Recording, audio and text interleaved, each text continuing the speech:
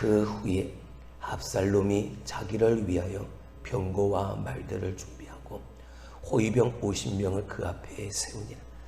압살롬이 일찍이 일어나 성문 길 곁에 서서 어떤 사람이든지 송사가 있어 왕에게 재판을 청하러 올 때에 그 사람을 불러 이르되 너는 어느 성읍 사람이냐 하니 그 사람이 대답이 종은 이스라엘 아무 지파에 속하였나이다 하면 압살롬이 그에게 이르기를 보라 내 일이 옳고 바르다마는 네 송사를 들을 사람을 왕께서 세우지 아니하셨다 하고 또 압살롬이 이르기를 내가 이 땅에서 재판관이 되고 누구든지 송사나 재판할 일이 있어 내게로 오는 자에게 내가 정의 베풀기를 원하노라 하고 사람이 가까이 와서 그에게 절하려 하면 압살롬이 손을 펴서 그 사람을 붙들고 그에게 입을 맞추니 이스라엘 무리 중에 왕께 재판을 청하러 오는 자들마다 압살롬의 행함이 이와 같아서 이스라엘 사람의 마음을 압살롬이 훔치니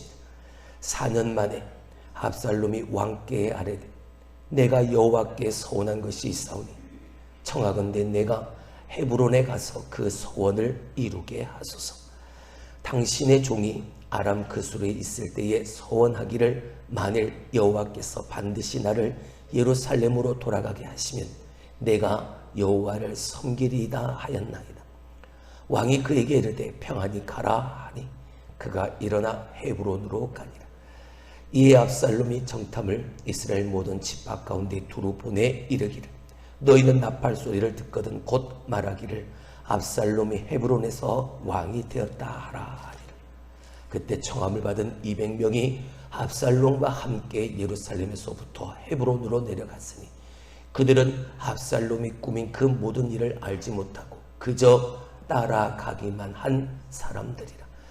제사 드릴 때에 압살롬이 사람을 보내 다윗의 모사 길로 사람 아히도벨을 그의 성읍 길로에서 청하여 온지라. 반역하는 일이 커가매 압살롬에게로 돌아오는 백성이 많아지니라. 아멘. 그 후에 오늘 15장은 이렇게 시작하고 있습니다. 그 후에 어떤 후라는 것이죠.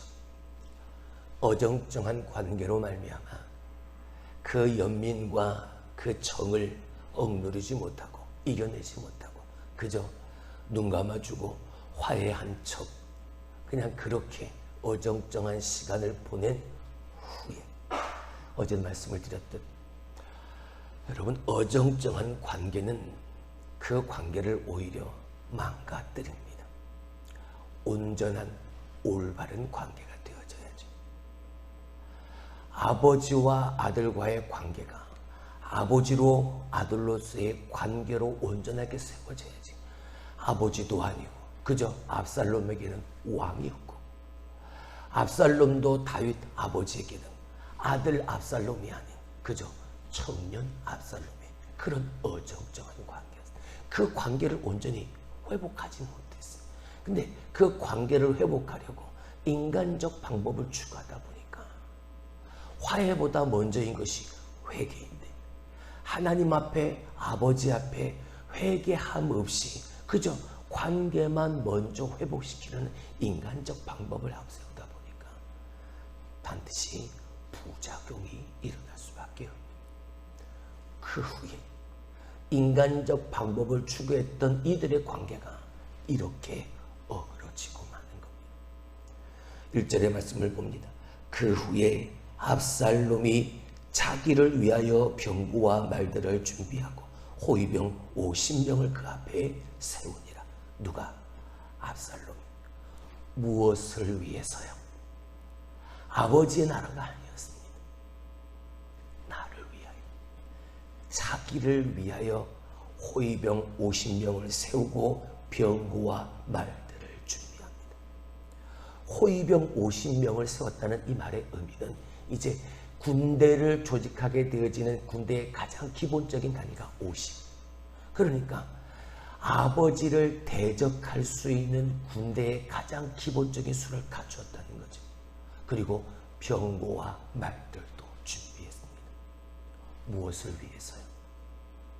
아버지의 나라 이스라엘을 위해서, 다윗을 위해서? 아니요. 누구를 위하여? 자기를 위하여.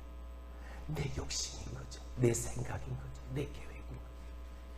자, 지난 암논을 살해하고 난 뒤 그 시간 7년의 시간이 지났습니다. 그리고 그 술로 피해 있던 때부터 5년의 시간이 지났습니다. 그 5년 동안 이 압살롬의 마음속엔 이 생각이 가득했던 거죠. 떨어져 있는 동안, 숨어 있는 동안, 망명해 있는 동안 아버지는 단 한 번도 아들 압살롬을 찾지 않았습니다.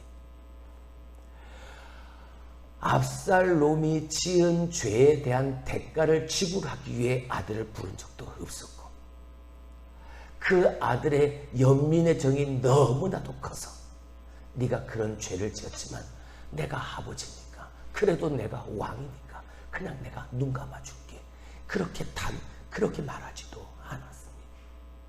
그냥 어정쩡한 관계를 유지해 갔을 뿐이죠. 그 압살롬의 마음이 어땠을까요? 압살롬의 마음엔 이 마음이 하나씩 차곡차곡 쌓여만 갔던 겁니다. 아버지도 믿을 수가 없는 거죠. 이제 나 스스로가 나를 위하여, 나를 지키기 위해 내가 나서게 되어지는 겁니다. 여러분, 이게 사람의 본질입니다. 사람의 본 모습입니다. 나를 지키기 위한, 나 스스로가 나를 지키기 위해서 이제는 아버지도 필요 없는, 그 어떤 것도 필요 없는 거죠. 믿을 수가 없어요. 그러더니 성문으로 갔답니다. 자, 2절의 말씀을 봅니다. 압살롬이 일찍이 일어나 성문 길 곁에 서서 어떤 사람이든지 송사가 있어 왕에게 재판을 청하러 올 때에, 자, 여기서 성문은 제가 누누이 말씀을 드렸던 재판이 일어나는 곳입니다. 이스라엘 백성들이 왕께 재판을 청구하러 올 때 그 성문에서 왕에게 아뢰게 되어지는 거예요. 근데 오늘 이 압살롬이 일찍이 일어나서 사람들이 왕께 재판을 청하여 오는 그 자리에 서서, 그 성문에 서서, 그 길가에 서서 이 사람들이 오는 그 한 사람 한 사람을 다 만나게 되어집니다. 자, 뒤이어서 보시죠. 그 사람을 불러 이르되 너는 어느 성읍 사람이냐 하니 그 사람의 대답이 종은 이스라엘 아무 지파에 속한 나이다 하면, 너 어느 지파 사람이냐, 너는 어디 사람이냐, 너는 어디에 속한 사람이냐, 나는 어디 출신 사람입니다 라고 물어보고 답합니다. 압살롬은 왜 이렇게 물어보느냐, 각 지파의 사람에 대한 그 대응 방법을 달리하기 위함인 거죠. 베냐민 지파 출신이라면 베냐민 지파에 맞게, 에브라임 지파 출신이라면 에브라임 지파, 유다 지파 출신이라면 유다 지파에 맞게, 그 사람에 맞게끔 대응하기 위한 압살롬의 인간적 방법이었던 겁니다. 자, 그러고 난 후에 3절, 압살롬이 그에게 이르기를, 보라, 네 일이 옳고 바르다마는 네 송사를 들을 사람을 왕께서 세우지 아니하셨다 하고 다 이야기를 듣죠. 너 어느 사람이냐, 그래, 그 지파의 사람, 그렇지, 이렇지 해가면서 그 사람의 마음을 유혹하기 시작합니다. 그리고서는 아버지, 이 나라의 왕 다윗의 험담을 하기 시작하죠. 헐뜯기 시작합니다. 왕을 끌어내기 시작하는 거죠. 어찌 보면 지금 이 시기에 다윗은 노년이 되어지고 이제 권력에 넘겨줘야 될, 다른 내 아들에게 이제 왕위를 넘겨줘야 될 때다 보니까 지금 우리가 흔히 정치에서 말하는 그 마지막 그 시기가 되어지는 거죠. 권력이 넘어가게 될 때 내 권력, 내 힘은 약해지는 그때 말입니다. 그때다 보니까 이 압살롬이 그 틈을 파고들어서 아버지를 자꾸 끌어내리는 겁니다. 뭐라고 말하면서, 네가 말하는 그것이 옳다, 네가 가지고 온 그 송사가 바르다, 네가 맞아. 근데 네 송사를 들을 만큼 아버지는 힘이 없어. 네 송사를 듣고 해결할 수 있는 사람을 다윗은 세워놓지를 않은 거야. 그러니까 아버지에 가봐야 아무 소용없네. 그리고 아버지 다윗에게 향해 있던 백성들의 마음을 자꾸 다른 곳으로 그 마음을 자꾸 흐트러 놓는 거죠. 그러면서 4절 이렇게 말합니다. 또 압살롬이 이르기를 내가 이 땅에서 재판관이 되고 누구든지 송사나 재판할 일이 있어 내게로 오는 자에게 내가 정의 베풀기를 원하노라. 내가 해줄게. 저 다윗 아버지 왕은 이제 힘도 없어서 아무것도 할 수 없지만 그 송사를 들을 수 있도록 들을 수 있는 어떤 힘 있는 사람을 세워놓지도 않았지. 내가 너희들의 재판관이 되어줄게. 비록 너희의 왕이 되어줄게라고 그들에게 정확하게 말은 하지 않았지만 내가 너희들을 위하여 대신 재판하는 재판관이 되어줄게. 근데 재판하는 사람은 누구를 말하는? 판단할 수 있는 사람은 누구를 말하는? 왕을 말하는. 내가 재판관이 되어줄게. 그리고 내가 너희의 송사나 너희의 재판할 일이 있어 내게 오면 내가 너희를 정의롭게 만들어 줄게. 내가 해줄게. 저 다윗은 할 수 없습니다. 그러면서 사람이 그에게 가까이 오면 그에게 절하려고 하면 압살롬은 손을 펴서 그 사람을 붙잡고 그 사람을 안아주고 그 사람에게 입을 맞춥니다. 한번 생각해 보시죠. 어제 말씀을 드렸던 이 압살롬의 외모가 어떻다고 그랬습니까? 머리끝부터 발끝까지 흠이 없던 사람이, 이렇게 아름다운 사람이 이스라엘에 있다 없다? 없다 할 정도로 말입니다. 잘생긴 사람이 나를 안아줍니다. 잘생긴 사람이 내 손을 붙잡아줍니다. 그러면서 내가 너의 재판관이 되어줄게. 내가 널 정의롭게 해줄게. 내가 너를 위해서 해줄게 라고 말을 합니다. 여러분, 어느 누가 넘어가지 않을 거예요. 일일이 자기의 가까이 오는 사람 손 하나하나를 다 잡아주고 그를 부둥켜 안아주고 입을 맞춰주면서 내가 해줄게. 내가 네 힘이 되어줄게. 내가 너의 의로운 재판장이 되어줄게. 사람들의 마음이 다 이 압살롬에게 다 돌이켜가는 거예요. 자, 그랬더니 6절 이렇게 봅니다. 이스라엘 무리 중에 왕께 재판을 청하러 오는 자들마다 압살롬의 행함이 이와 같아서 이스라엘 사람의 마음을 압살롬이 뭐하니라. 압살롬의 계획은 이거였던 거예요. 지난 5년 동안 그가 생각하고 또 생각하고 그 생각했던 것을 이제 예루살렘으로 왕이 부른 그 이후에 이것을 실행으로 옮기는 거죠. 뭐 하는 거예요? 백성들의 마음을 훔치는 거 말이에요. 아버지 다윗에게 향해 있던 이 백성들의 마음을 자기에게로 바꾸는, 백성들의 마음을 도둑질하는, 이게 그의 계획이었던 거예요. 사랑하는 성도 여러분, 사람들은 내 눈에 보이는 외면적인 것을 보고 판단을 합니다. 그리고 그것이 내 마음에 들면 홀딱 거기에 넘어가 버리죠. 근데 사무엘서가 우리에게 주는 가장 핵심적 주제, 하나님은 그렇지 않다. 사람은 그렇게 외모를 중시하지, 하나님은 그렇지 않아. 하나님은 사람의 중심을 보십니까? 오늘도 내 마음을 보십니까? 사람들의 마음을 얻으려고 거짓으로 말하고 그 사람들을 속여서 그 사람들의 마음을 빼앗으면 뭐합니까? 그 사람들의 마음을 훔쳐서 내 것으로 만들면 뭐합니까?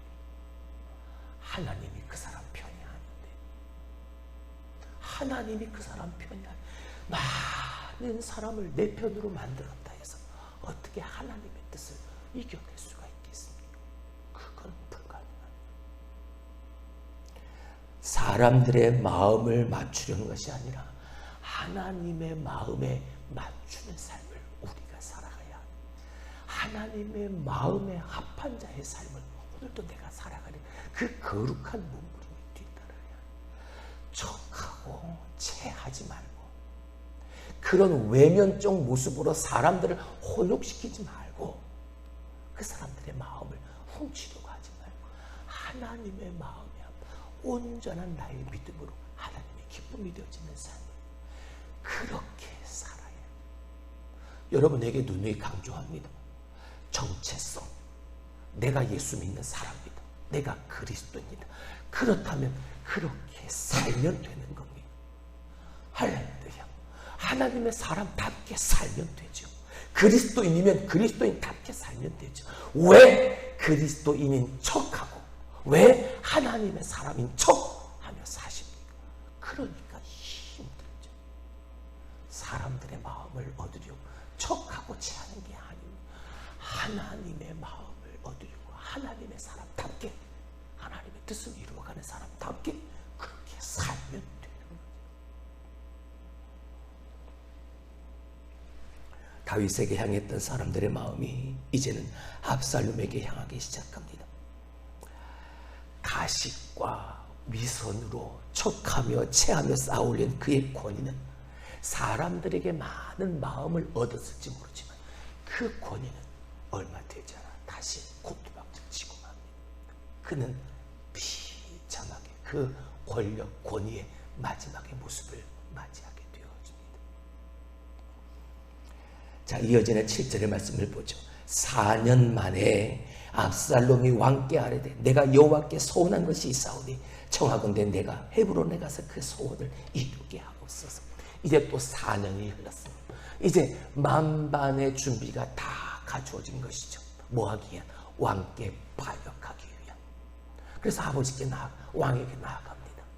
왕이여, 내가 여호와께 소원한 것이 있는데 나를 헤브론으로 보내주십시오. 왜 헤브론이었을까? 자기의 반역의 근거지로 그 헤브론을 삼은 겁니다. 여러분, 헤브론이 어떤 것이죠? 헤브론이 다윗이 한 지파의 왕으로 세움받아 그 헤브론에서 유다 지파로부터 기름 부음받아 세워 그 헤브론에서 7년 6개월 동안 왕으로 지냈던 곳, 바로 거기죠.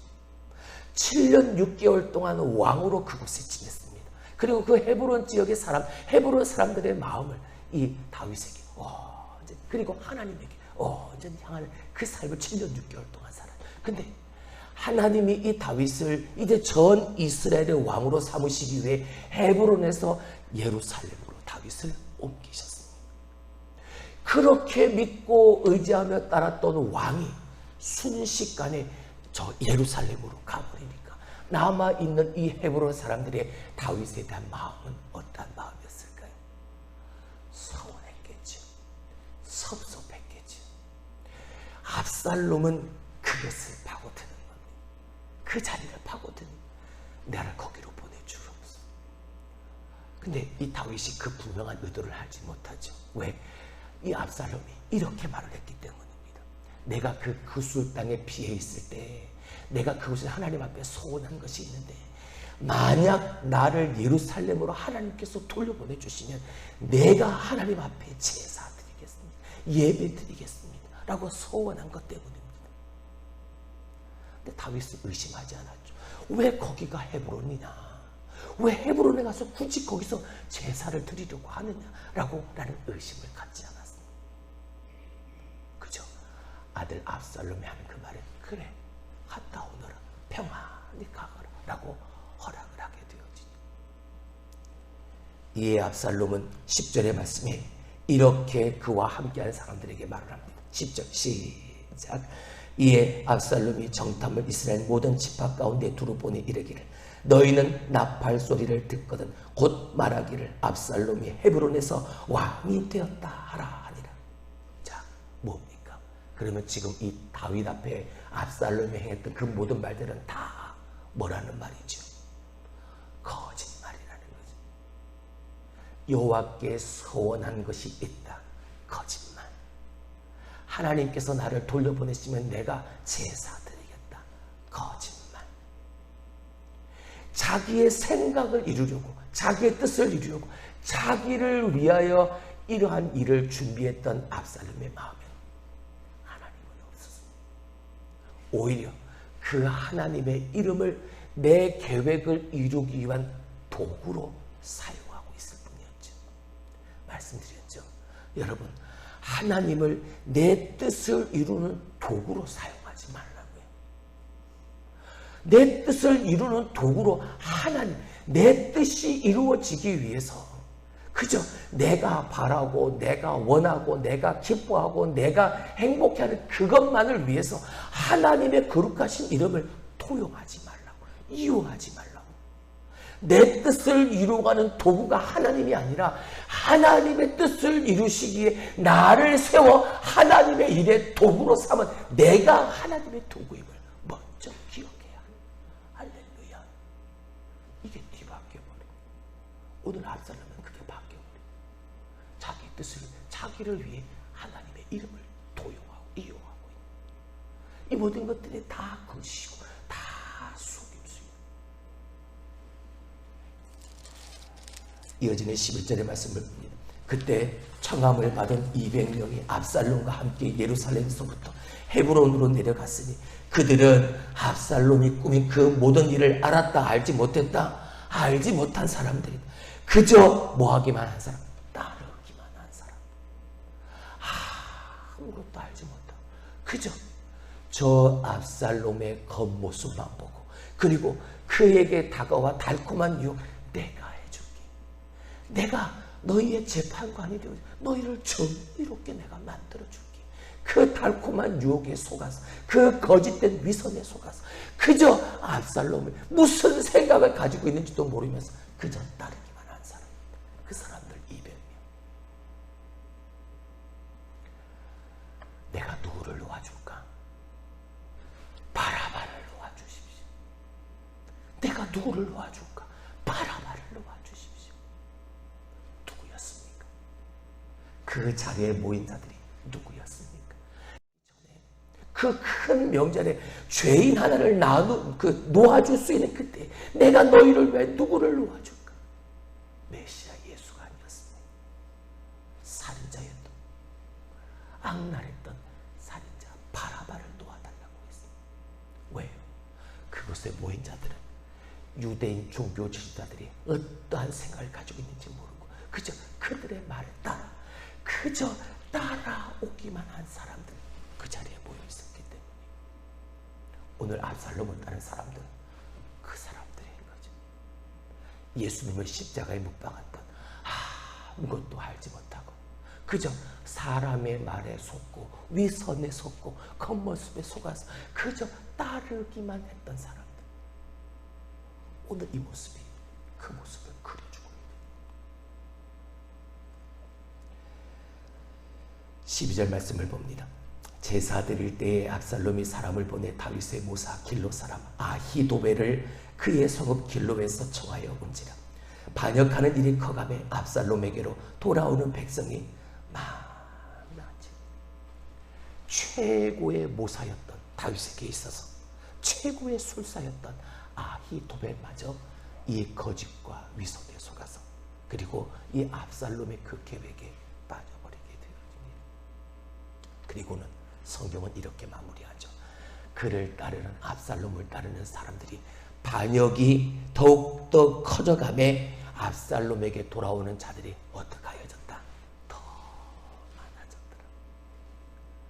물론 하나님의 교회는 하나님을 예배하는 사람들로 가득 차 있어야 하죠.